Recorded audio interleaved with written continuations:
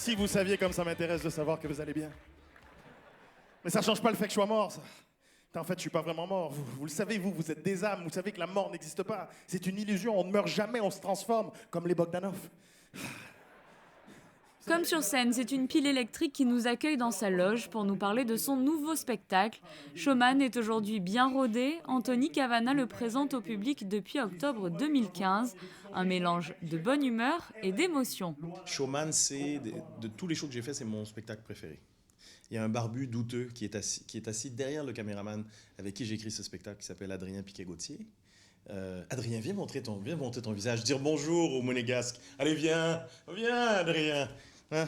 Adrien, il veut pas les désavantages. Il veut quels avantages? Il veut que prendre le pognon, mais il veut pas. Faites de la promo un peu. Faites de la promo un peu. Pour Showman? Oui, pour Showman. Un mot, Adrien, pour Showman. Un mot. C'est quoi? Moi aussi, c'est mon spectacle préféré. Voilà.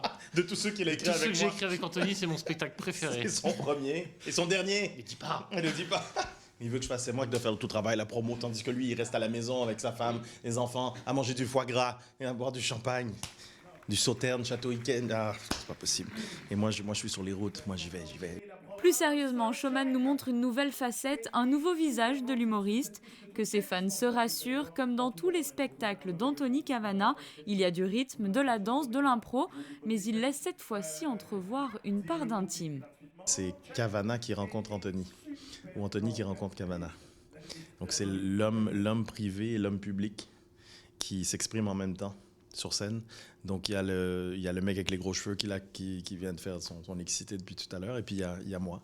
Il y a celui qui est plus calme, plus posé, puis plus personnel, plus réfléchi. Et les deux se rencontrent. C'est un comment je pourrais dire ça? C'est un hymne ou un hommage à la vie. Je voulais que les gens sortent de ce show.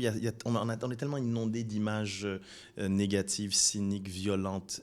Et avec ce spectacle-là, je ne voulais pas rajouter une pierre à cet édifice-là. Je voulais que les gens sortent avec la patate, avec l'envie de vivre, avec l'envie de bouffer la vie, de croquer dedans. Monaco, vous avez été extraordinaire. Quel public fabuleux. Merci Monaco. J'ai passé une soirée de ouf. Merci beaucoup. À bientôt Monaco, je vous aime. Merci beaucoup. Merci.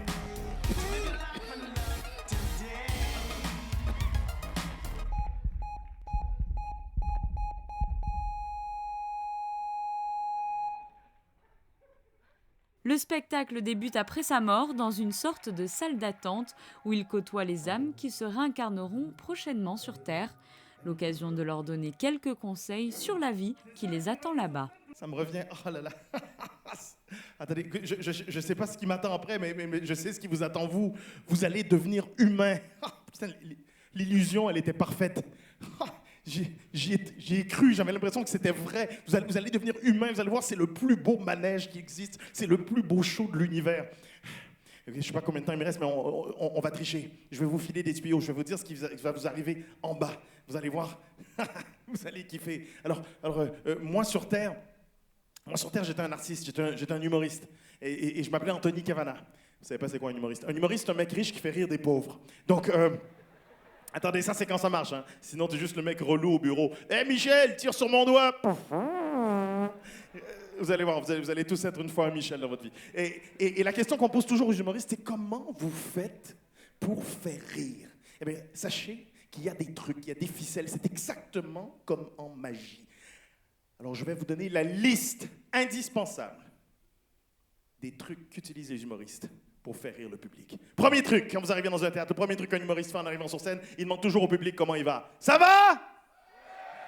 En vrai, on s'en branle. Donc, demander comment va le public, ça c'est fait. Check. Être méchant avec le public, ça aussi je l'ai fait. Check. En fait, vous savez ce que ça veut dire check. Hein? Je vais pas vous faire un chèque. Je sais qu'à Monaco, on parle pas très bien anglais. Hein? Donc, vérifier que le public est bilingue. Check. J'aimerais qu'on fasse le grand écart dans ce show.